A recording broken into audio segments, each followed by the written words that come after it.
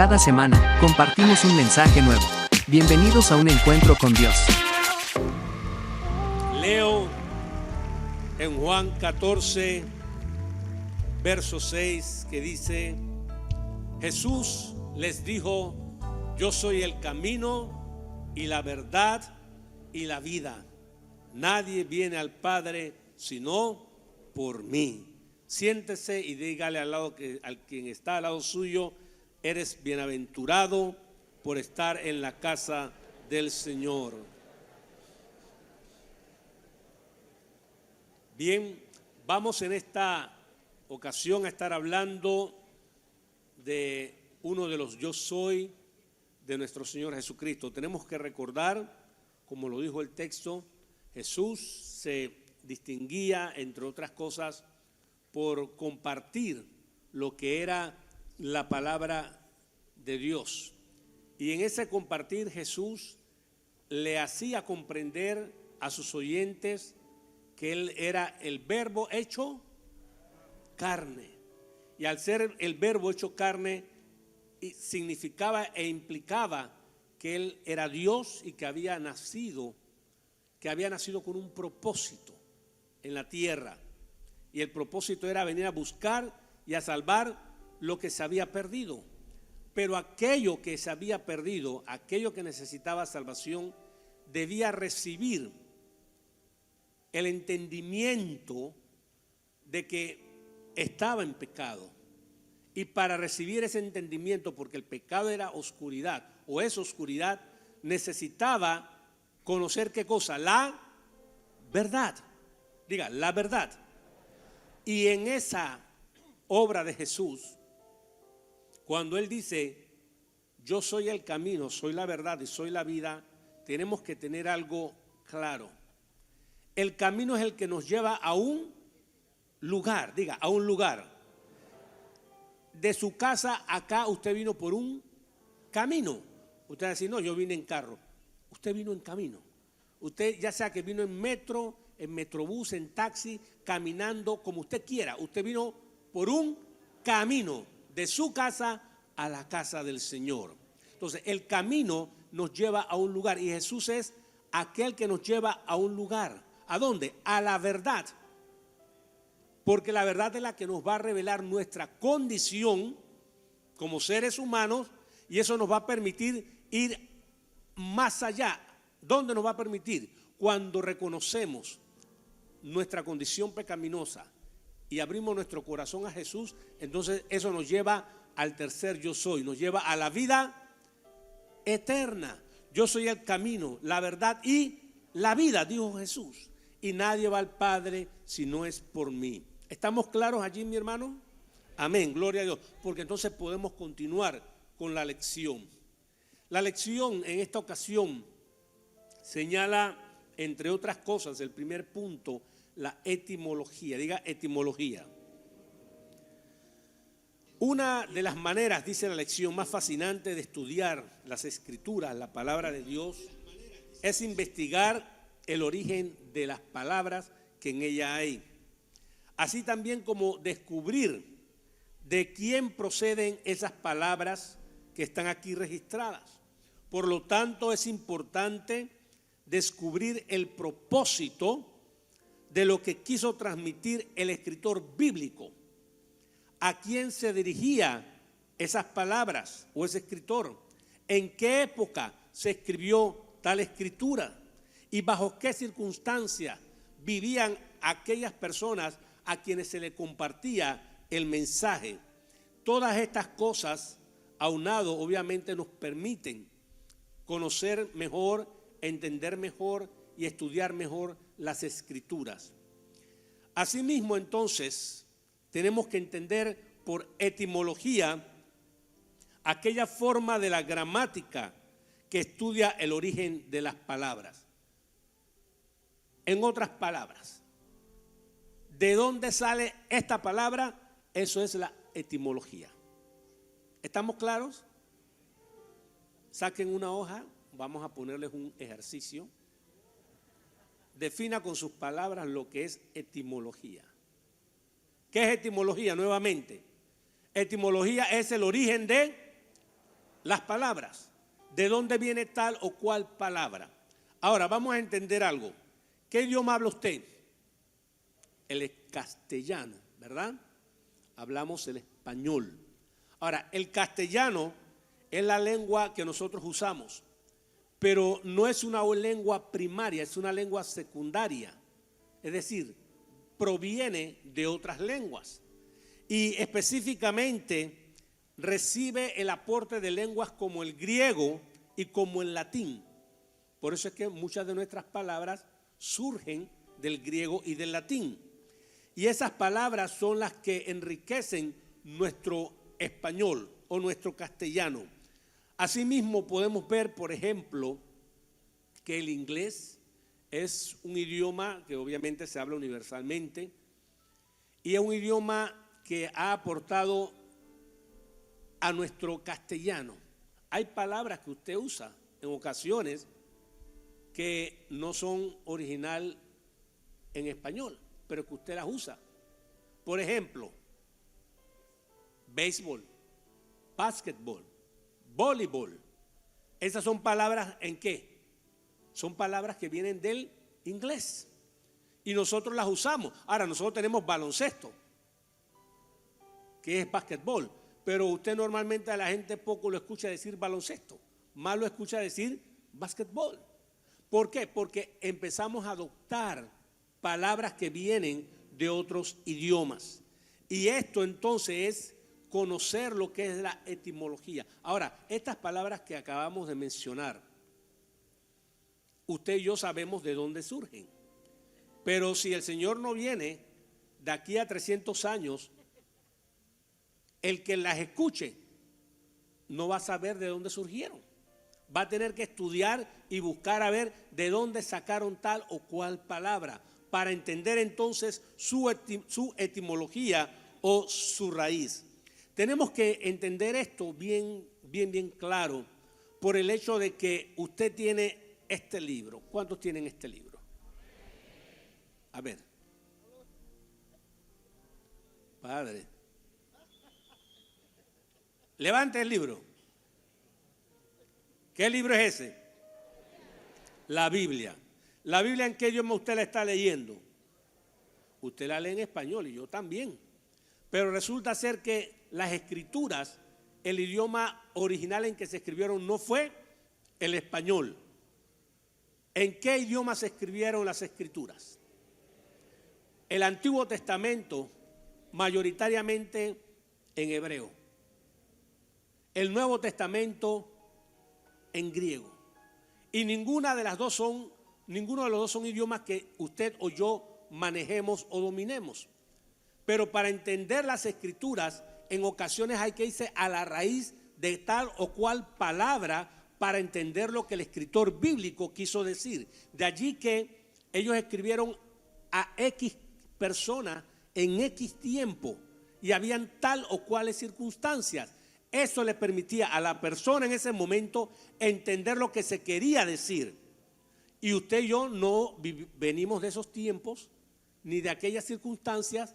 Por lo tanto, puede ser que en ocasiones necesitamos ver más allá de lo que nuestros ojos ven o leen en una palabra. Necesitamos ir un poco más profundo. Entonces, eso, buscar la profundidad, buscar lo que significa esa palabra. Entonces, hay que irse a la raíz, a la etimología. Vamos a utilizar, por ejemplo, la palabra verdad. Diga verdad. La enseñanza o la lección dice, quien escribió esto quiso expresar algo más profundo. Hablamos de Juan 14:6. Jesús dijo, yo soy el camino, soy la verdad. Ahí dice verdad. Dice mucho más profundo de aquello que nosotros podemos entender por verdad. Ahora, usted y yo podemos entender por verdad las cosas que nosotros manejamos, lo que nosotros conocemos. ¿Es verdad que usted está aquí? ¿Es verdad? ¿Es verdad que usted trajo Biblia? ¿Es verdad que usted tiene un celular? Ajá. ¿Es verdad que usted está contento? ¿Es verdad que cuando usted sale aquí se va a tirar una macarronada? Eso es mentira. Bueno, por lo menos usted dice la verdad. La verdad, amados hermanos, es conformidad, concordancia exacta con la realidad. Ahora bien, el lector de Juan del siglo I, para él la verdad era algo más que la definición de lo que nosotros estamos acostumbrados a manejar o a conocer como la verdad. Es allí donde se necesita o donde se requiere, ¿qué cosa? El aporte importante de la etimología. De hecho, mi amado hermano, la verdad puede tender a ser muy parcial. ¿Por qué? Porque puede ser desde el punto de vista de quien la ve. Lo que para mí es verdad, quizás para usted no lo sea. Y viceversa. Porque la verdad tiende a ser relativa. Ahora, usted que es conocedor de las Escrituras, sabe que hay un tiempo kairos y un tiempo cronos. El tiempo cronos es el que usted y yo manejamos con el reloj. Son las 7:47. Ese es el tiempo cronos. Pero hay un tiempo que usted ni yo manejamos, que es el tiempo de Dios. Y ese es el tiempo kairos. Nosotros nos movemos en el tiempo cronos. Dios se mueve en el tiempo kairos. Igual ocurre con la verdad. La verdad puede ser una verdad relativa, hablando humanamente, porque para lo que usted es verdad, para mí no necesariamente es verdad. Todo va a depender del color con el cristal con que se mira. Ah, ya se sabe el versículo, ¿ah? Qué bien. Ahora, si hay una verdad relativa, implica que hay una verdad absoluta. Y esa verdad absoluta no la vamos a encontrar en la tierra. La verdad absoluta la vamos a encontrar en Jesucristo, porque Él dijo: yo soy la verdad. Y esa verdad está revelada ¿dónde? Aquí. Entonces es importante tener la palabra de Dios. Nuestra palabra verdad viene del griego aletheia. Aletheia. Y usted dice: ¿eso con qué se come? Ya le voy a decir. Para los griegos, la letra A es un prefijo. ¿Qué es un prefijo? Algo que se pone delante de una palabra. ¿Estamos claros? Muy bien. Usted, por ejemplo, conoce algunas palabras para hacerlo más práctico. ¿Qué significa amorfo? Sin forma. Entonces, A, puesto delante de morfo, porque morfo es forma, significa sin forma. A es sin, morfo, forma, sin forma. Asimismo podemos decir apolítico. ¿Qué es? Que no le gusta la política. ¿Qué dijeron por ahí? No sé. Amoral, que no tiene moral, sin moral. Asexual, no que no tiene sexo, es sin sexo. Esa es otra cosa distinta. Muy bien. Atípico, que no es típico, no tiene nada que ver con el interior. Eso tiene que ver con clasificación. Bien. Anormal, ese es cuando usted no, mejor no digo nada. Cuando usted agarra al esposo y le dice: no seas tan anormal, ¿no? Padre amado, pobres esposos. Entonces, hay que entender, amado hermano, que aletheia es aquella palabra en griego que nos hace entender algo que quiere decir una verdad. Pero esa A delante de la palabra implica que es sin aquello que va a representar la palabra que estemos usando. la otra palabra o la otra parte de la palabra, porque dijimos que era a, la palabra es leteia. Y leteia significa verdad. Y esta palabra indica lo oculto, lo desconocido, lo ignorado, lo que no se sabe. Entonces, si leteia significa aquello que está tras un velo, que no conocemos, que no podemos entender. Entonces, cuando usamos la palabra a por delante y decimos aleteia, nos está diciendo que estamos ¿qué? Conociendo aquello que estaba oculto, que se nos está aclarando aquello que no entendíamos. Amén. Yo no sé si yo estoy hablando en chino o si me estoy explicando. ¿Me estoy explicando?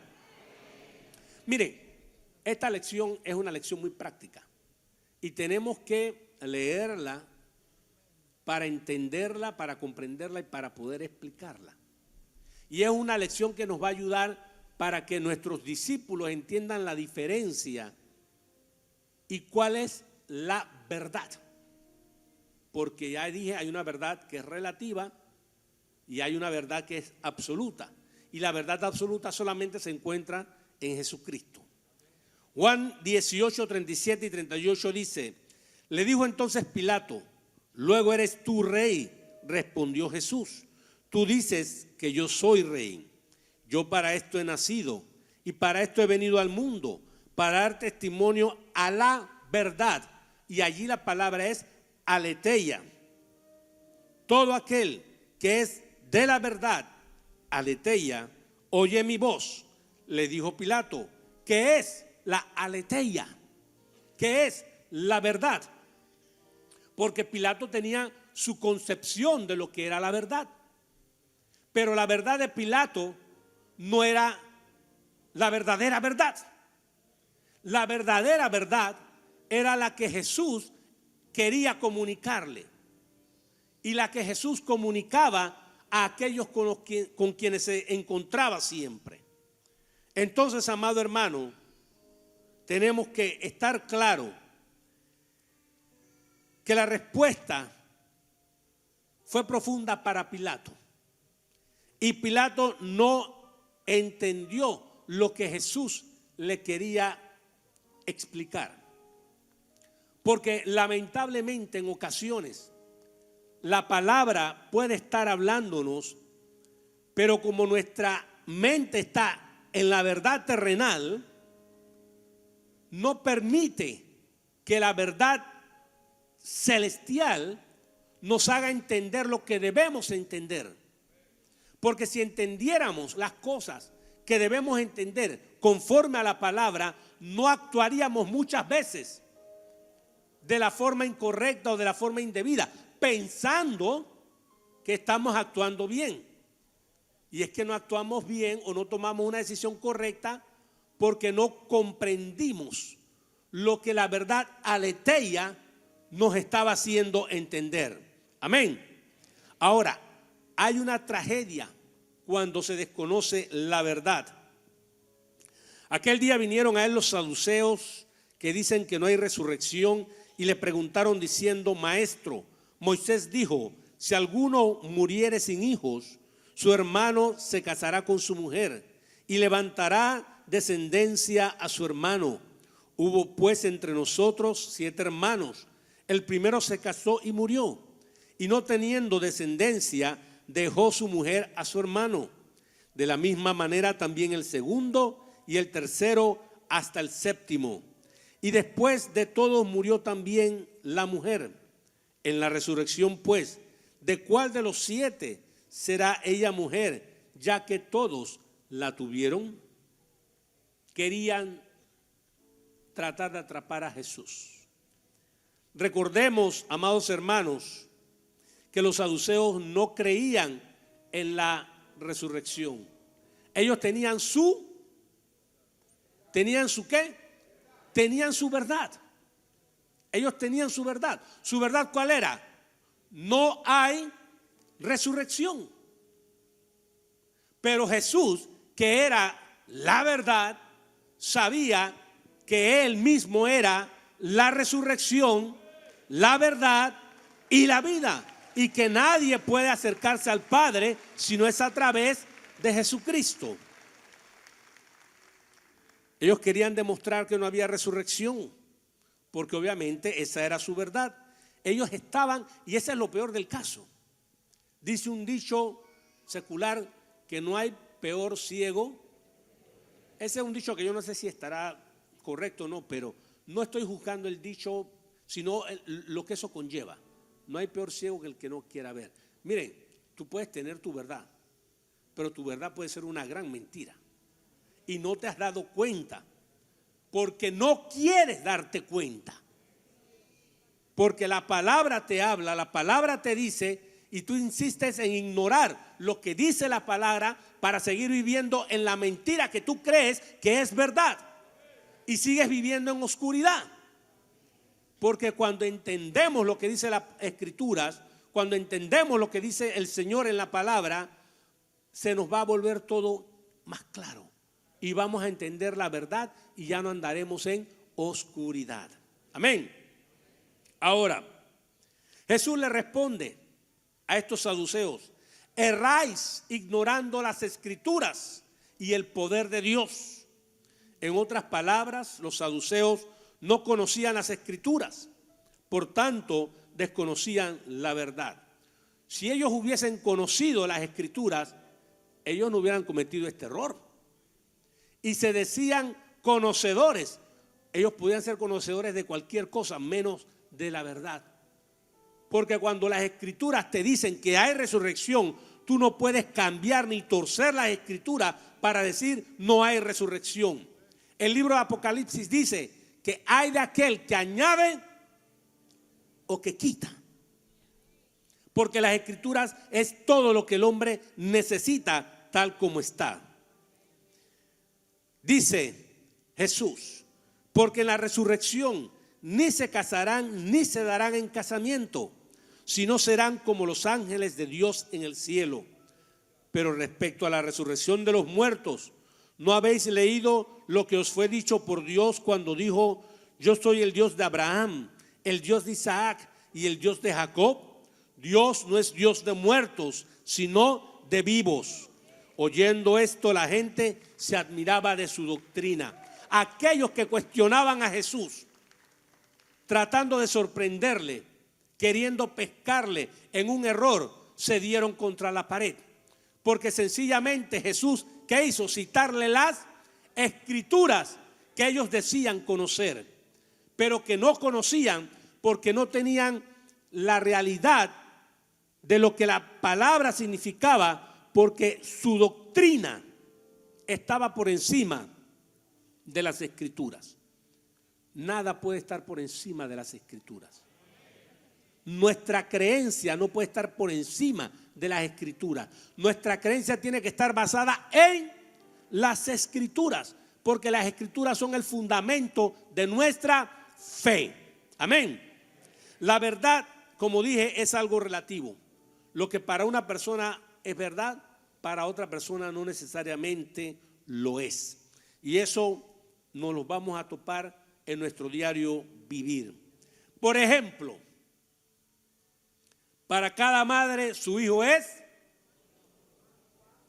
pero porque hay algunos que se ríen. No se rían.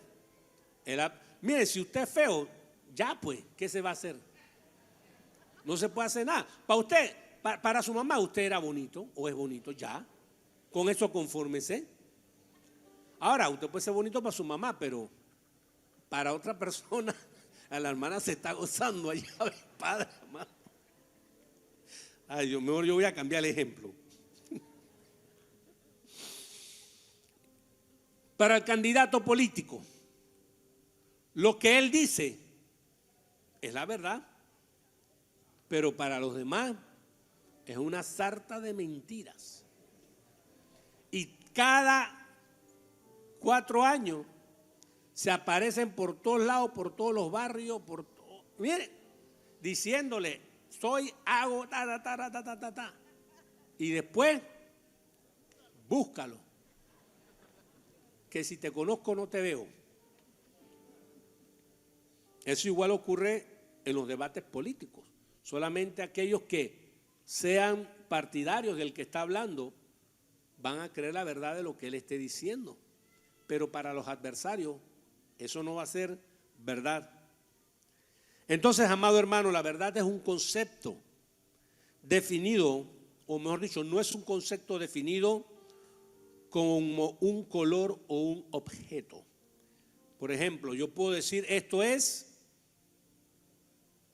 qué? Este es un celular. ¿Y quién me puede debatir eso? Nadie. ¿Por qué nadie me lo puede debatir? Porque esto es un celular y usted y yo lo estamos viendo. Yo puedo decir, en esa pantalla hay muchos colores. ¿Es cierto o es falso? Esa es una verdad, porque usted y yo lo estamos percibiendo con nuestros sentidos naturales. Pero cuando ya se habla de una cosa abstracta, ya entonces eso va a tender a ser relativo. Porque para ti eso puede ser verdad, pero no implica que para el que está sentado al lado tuyo eso sea verdad. A veces usted va, por usar un ejemplo, a comer. Lo invitan a comer a una casa y usted va por pena o por lo que sea, y cuando llega le sirven y todo lo demás, y usted se come esa comida, pero forzado, porque no le gustó. Se dice que para gusto, los colores. No le gustó la comida, pero viene el anfitrión y le dice, ¿te gustó mi comida? Si usted dice que sí, le dice, te traigo más. Y si le dice que no, lo va a sacar de la casa. Así es que no sé usted qué vaya a decir. No puede mentir tampoco, ¿eh? Entonces, ¿por qué traigo estas cosas como ejemplo? Porque necesito reforzar la realidad, amado hermano. Tenemos que entender que la verdad no es aquello que es muy vago. La verdad puede ser relativa, lo que para ti sí, para mí no. Pero sobre esa verdad hay otra verdad, que es la verdad absoluta, que es la verdad de Jesucristo. Es más, Jesús dijo, yo soy la verdad. Jesús es esa verdad, y esa verdad está plasmada en este libro. Y esa palabra me va a ayudar a entender y a comprender lo que este libro contiene. Jesús fue más allá y él dijo, yo soy la verdad. Jesús es la verdad absoluta, y la verdad absoluta no se puede discutir. La verdad relativa, y créanlo, por eso hay opiniones sobre tantos temas. ¿Hay aquí algún abogado? Hoy no vino ningún abogado, no sean mentirosos. Los abogados no son mentirosos. No hay ningún abogado aquí, de verdad. Veo aquí, ya le vi una mano, ¿algún otro abogado? Veo otro abogado aquí, ¿algún otro abogado por ahí? Allá atrás, acá hay otro. ¿Algún otro abogado por aquí? Allá hay otro abogado. Hay varios abogados. ¿Saben ustedes algo? No estoy hablando del abogado, estoy hablando del resto. Se dice, y eso los abogados lo saben, que habrá de un solo artículo la cantidad de interpretaciones de la cantidad de abogados que lo lean. Porque cada abogado puede tener su propia interpretación. Y eso es así en cada aspecto de nuestra vida. Yo puedo entender una cosa, interpretarla de acuerdo a mis valores, de acuerdo a mi forma de ser, de acuerdo a mi enseñanza, de acuerdo a mi crianza. Pero esa verdad no significa que va a ser verdad para otro, porque cada cual la va a apreciar desde su visual, desde su punto de vista. Amén. Seguimos. Erráis ignorando las Escrituras y el poder de Dios, dijo Jesús de una manera categórica. Los saduceos estaban en oscuridad, estaban en leteia. Ellos vivían en ignorancia. Su verdad era una verdad parcial, era una verdad sesgada, era una verdad que solamente ellos podían creer. Y esto, mi amado hermano, es el reflejo de la humanidad, de lo que vivimos hoy. Cada cual posee su propia verdad.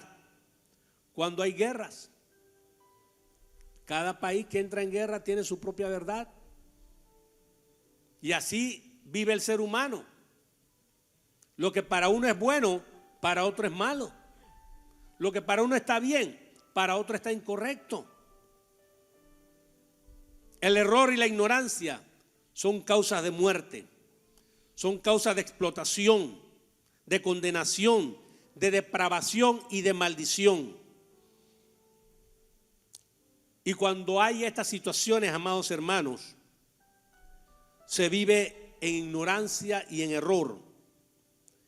Y la humanidad sufre, pero particularmente sufre la mujer. Usted dice, pero ¿por qué sufre la mujer? Escuchemos un poco más. Jesús descubre en este caso en particular cómo sufre la mujer a causa de la oscuridad o de la aletheia, y cómo la intervención de la verdad, la verdadera verdad, la aletheia, va a destruir la maldición. Usted y yo somos conocedores y esto no hay que darle mucha vuelta porque es así. Durante siglos, ¿qué ha pasado con la mujer? Sencillamente un objeto. Remóntese a la historia, no estamos hablando cosas que son inventadas. Remóntese a la historia y usted va a percatarse allí de qué cosas. De que la mujer hasta no hace más de un siglo empezó a tener, ¿qué cosa? Derechos. La mujer antes no tenía derechos de nada. La mujer sencillamente era un objeto de un hombre y se acabó. No tenía valor alguno. Después de un tiempo fue que la mujer empezó a tener valor. Pero ¿saben quién le da el valor a la mujer, no? Jesús le da el valor a la mujer.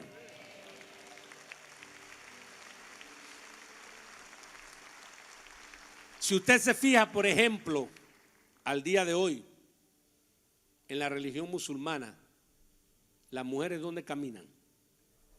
Detrás del hombre. No pueden pararse al lado, ni tampoco ir al frente. Sin embargo, los varones pueden tener cuantas esposas puedan mantener. Qué cosa, ¿no? Yo le doy gracias a Dios que nosotros nada más podemos tener una. Yo estoy contento con la mía. Yo no sé si usted está contento con la suya. Y es mejor, el pastor Héctor dice que también está contento con la de él.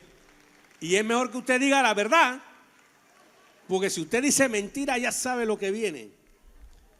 La ignorancia, amados hermanos, ha llevado a la mujer a participar en concursos de belleza. ¿Qué pecado tiene el concurso de belleza? Dirán algunos. ¿Qué hace la mujer allí? Se exhibe. Se exhibe. No hay otra realidad. No hay otra verdad. La mujer es explotada de esa manera. Es usada de esa manera. ¿Qué diríamos de la pornografía infantil? De la pedofilia, de la trata de blancas, de la prostitución. Amados hermanos, la utilización de la figura femenina en la publicidad, la conversión de mujeres en mulas, la violencia y discriminación, solamente son algunos ejemplos de las consecuencias de lo que es vivir en la ignorancia. Cuando la gente despierta a la realidad, las cosas cambian. Mientras la gente viva en esa oscuridad, seguirán bajo el yugo de la ignorancia, del error, de lo incorrecto. Cuando se ignora la verdad, se desconoce la gracia, la misericordia, el poder y el propósito de Dios. El feminismo y el progresismo han sido de lo peor, porque el feminismo supuestamente para defender a las mujeres lo que ha hecho es hundirlas más. El progresismo supuestamente progresar, lo que han hecho es retroceder mucho más. ¿Por qué cosa? Porque imagínense ustedes, alentar a que unos hombres que se quieran creer mujer para vestirse como mujer, para luego entonces entrar en una competencia de mujeres donde llevan toda la ventaja, porque físicamente el hombre es más fuerte que la mujer. Dios nos hizo así. ¿Y nos hizo así para qué? Para defender a la mujer, para defenderla. Pero imagínense ustedes, un hombre vestido de mujer que compite en natación con mujeres, o que compite levantando pesas, o que compite en boxeo. Amado hermano, dicen, entre comillas, tener la verdad. Lo que tienen es una sarta de mentiras.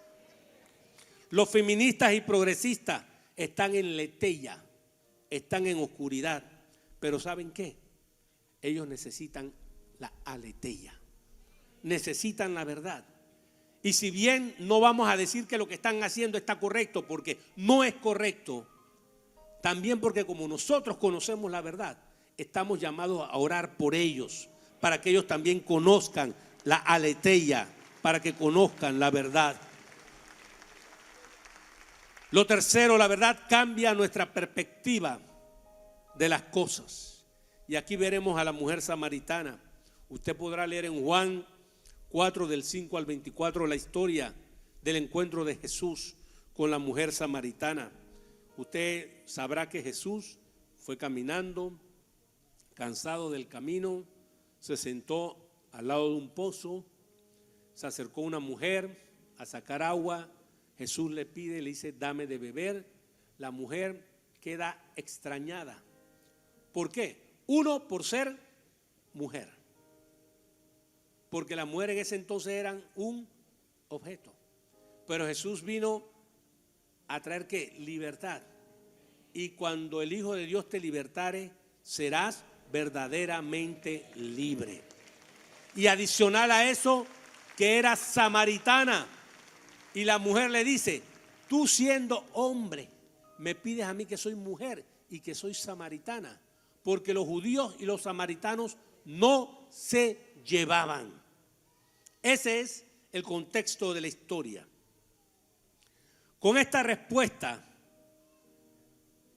que da la mujer, porque la mujer dice, ¿cómo tú siendo judío me pides a mí de beber que soy mujer samaritana? No se queda solamente allí, porque allí la mujer hubiera continuado en letella, hubiera continuado en oscuridad. Pero como Jesús quería traerla a la luz, quería traerla a la verdad, quería traerla a la aletheia, Jesús le dice, si conocieres el don de Dios y quién es el que te dice, dame de beber. Allí estuvo la diferencia. Y con esta respuesta, el Hijo de Dios le estaba diciendo a esta mujer samaritana que ella desconocía el don de Dios.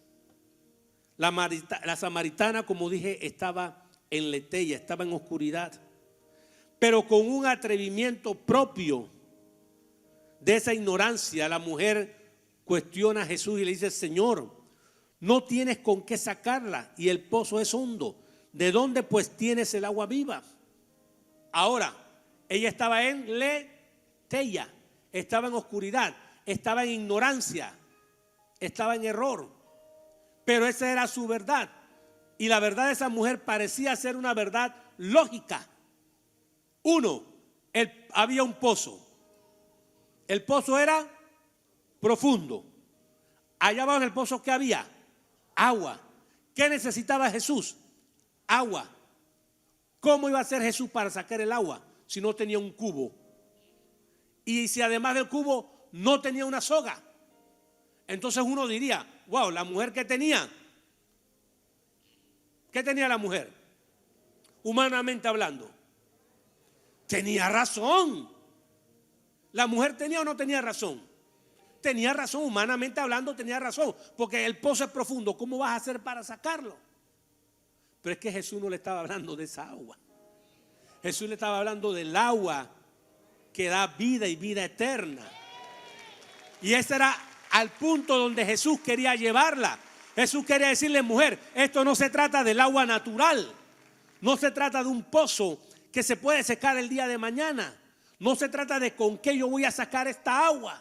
Se trata de el agua que realmente tú necesitas. Porque el agua que tú sacas de ese pozo, te la tomas cuando tienes sed. Pero después de un tiempo vas a volver a tener ¿qué? Sed.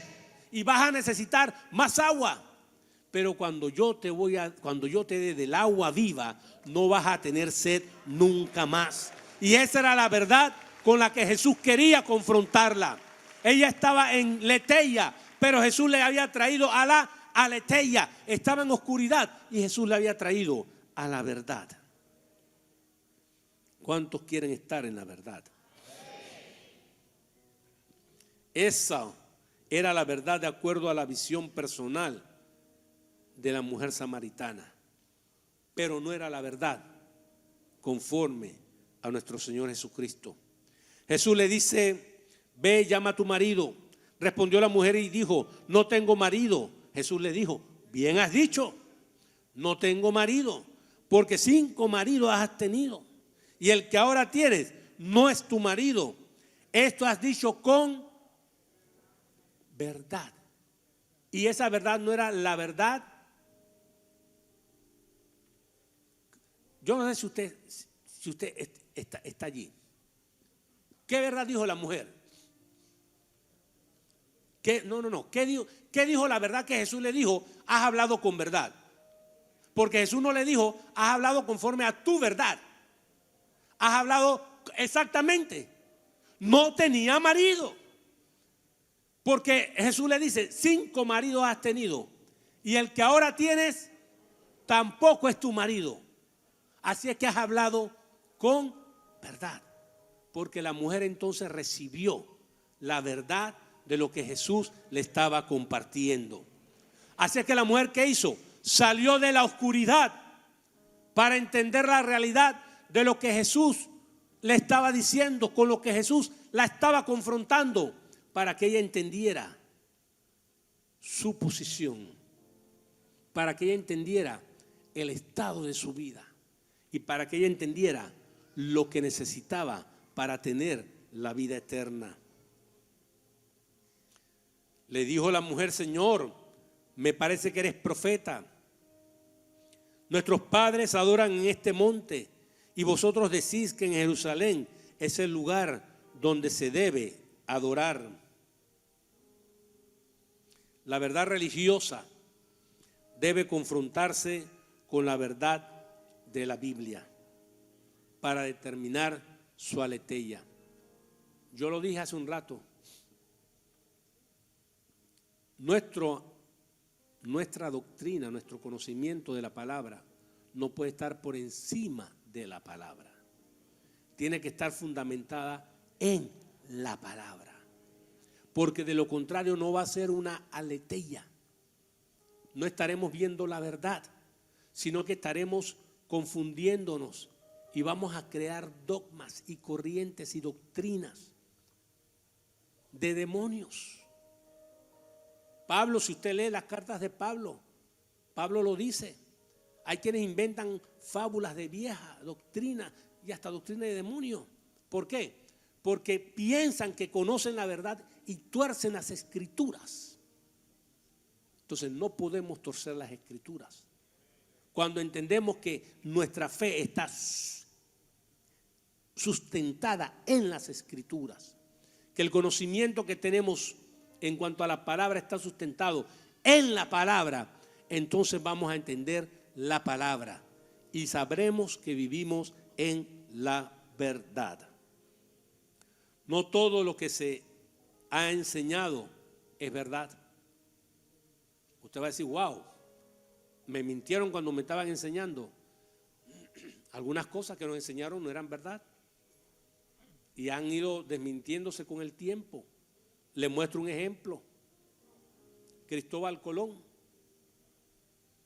Cuando Cristóbal Colón estaba preparándose para ser navegante, él tuvo que ser instruido. Y en la instrucción que le dijeron a Cristóbal Colón: tú puedes navegar de aquí a cierto punto, pero no puedes seguir, porque si caes, si sigues te vas al abismo. ¿Por qué? Porque el mundo es plano. pero ya las escrituras decían, hablaban del círculo de la tierra. ¿Por qué Cristóbal Colón se aventuró? Él no se aventuró diciendo, wow, voy a ver hasta dónde puedo llegar para no caer. Porque sobre esa verdad relativa que le habían enseñado, que la tierra era plana, él conocía que el mundo era redondo, porque en la palabra lo decía. Algo que se ha enseñado por mucho tiempo no tiene garantía de ser verdad, tan solo por su antigüedad. Y pudiéramos citar otros ejemplos, pero el tiempo ya nos está llamando a la puerta. Jesús le dijo, mujer, créeme que la hora viene cuando ni en este monte ni en Jerusalén adoraréis. Vosotros adoráis lo que no sabéis, nosotros adoramos lo que sabemos, porque la salvación viene de los judíos. Mas la hora viene y ahora es cuando los verdaderos adoradores adorarán al Padre en espíritu y en verdad, entre paréntesis, aletheia. Porque también el Padre tales adoradores busca que le adoren. Dios es espíritu, y los que le adoran en espíritu y en verdad es necesario que adoren. ¿Qué quería decir Jesús? Sencillamente que los verdaderos adoradores, ¿cuántos verdaderos adoradores hay aquí? Sin importar dónde estén, lo hacen en el espíritu de la verdad, que es lo mismo que decir que adorarán sin confusión, sin error, sin nada oculto, sin ignorancia. Para adorar de esta manera, amados hermanos, hay que hacerlo en espíritu y en verdad. Juan 14:17 dice, el espíritu de verdad, el cual el mundo no puede recibir porque no le ve ni le conoce, pero vosotros le conocéis porque mora en vosotros y estará en vosotros. Más adelante dice, pero cuando venga el Consolador, a quien yo os enviaré del Padre, el Espíritu de verdad, el cual procede del Padre, Él dará testimonio acerca de mí.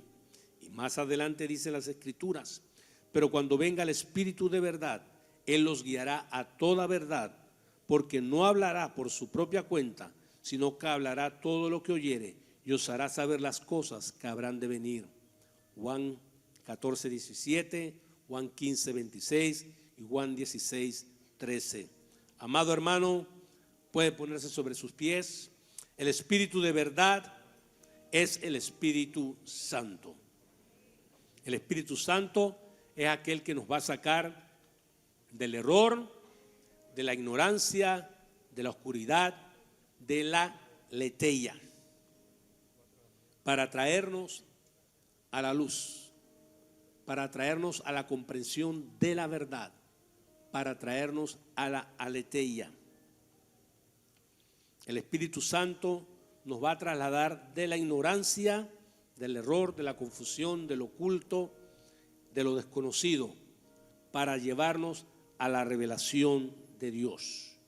El Espíritu Santo es quien nos revela la persona de Jesús.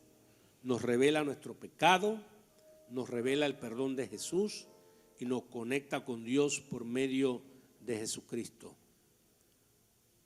Pues mucho me regocijé cuando vinieron los hermanos y dieron testimonio de tu verdad, dice tercera de Juan 3:4, de cómo andas en la verdad. No tengo yo mayor gozo que este, el oír que mis hijos andan en la verdad. Usted y yo estamos aquí y podemos decir que hoy conocemos la verdad. ¿Saben por qué? Porque un tiempo usted y yo vivíamos en oscuridad, en error, en ignorancia, en lo desconocido. Pero el Espíritu Santo, que es quien revela a Jesús, trató con nuestra vida en un momento, en una ocasión, en un día. Trató con nosotros y nos hizo entender nuestra naturaleza pecaminosa, nuestra posición delante de Dios, y nos hizo entender que había algo mejor, que no teníamos que seguir viviendo en oscuridad, en error, sino que podíamos vivir una mejor vida. Y aunque Jesús no está hoy en día, humanamente hablando con nosotros, dice: yo me voy, pero les voy a dejar un consolador. Y el consolador es el que convence al hombre de pecado, el que le hace entender el error en el que vive, la ignorancia en la cual se la pasa día a día. Y ese mismo espíritu está aquí en esta mañana. Y creo yo que puede haber alguien en esta mañana que necesita salir del error, salir de la ignorancia en la que vive. Y hacerlo es hacerlo a través de Jesucristo. Porque Jesús dijo: yo soy el camino, y como camino te voy a llevar a la verdad, para que entiendas y comprendas. Y estando en la verdad, porque yo soy la verdad, dice Jesús, te voy a dar vida y vida eterna. No sé si habrá aquí alguien que en esta mañana quiera darle la oportunidad a Jesús de entrar en su vida. Nos alegra saber que este mensaje ha llegado a tu vida. Suscríbete y comparte este video para que más personas reciban esta palabra de fe y esperanza. Sigue escuchando a Dios. Dale clic a estas recomendaciones.